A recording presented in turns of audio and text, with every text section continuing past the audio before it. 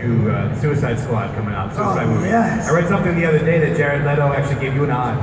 You're kidding me, really? Yeah. I want to say it was on comicbook.com. We're not affiliated, but he gave you a nod, and we're talking about the performance. And I remember last time we spoke in Jersey, I can kind of equate what you're doing with Penguin, what Heath Ledger did with the Joker, and I think you do a phenomenal job. And he gave you a nod, as a little inspiration. I started sweating.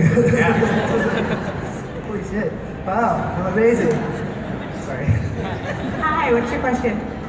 Okay, so I know the show is not intense, but there's a lot of action and there's a lot of moments where there's killing and blood and all that stuff.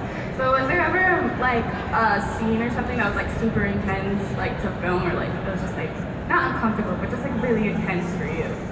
That's for everyone. Well, I had one with Kat, it was played by the lovely Cameron. I had to slap her, which was certainly arched a few eyebrows. And it was a very difficult scene to shoot, and actually the shot, the take that they used actually was the softer blow, which is, I don't know if you actually saw the episode, but it was kind of violent, that one anyway.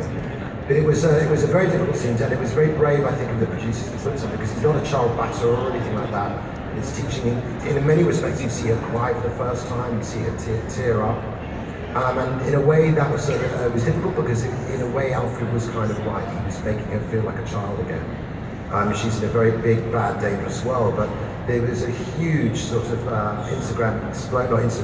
Twitter sort of explosion reaction to me hitting her. So that was a difficult scene to shoot for me. Oh, sorry, I thought that's for all of us.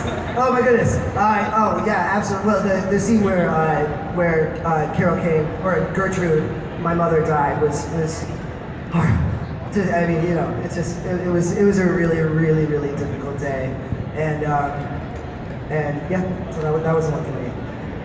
I'd say probably the stuff that I shot with Milo, where he played the ogre in the end of the first season, because it was all it was very physical. Obviously, it was a kind of a torture and a mind torture sort of stuff. So, and we did a lot of filming of that, and I was kind of tied up for a lot of it and stuff, which was physically quite demanding, but I think he was such a great actor to play against during that whole episode, or a couple of episodes, that it was just a delight at the same time as being something quite hard and draining. It was very draining because I was sort of portraying her kind of turning into a new person, or being kind of rewired, I guess. So it took a lot of emotional and physical kind of strength out of me, but I really enjoyed it.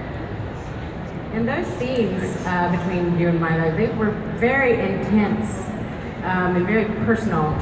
Did you have a lot of time to kind of prepare yourself, to get to know him a little bit before, you had to do those scenes?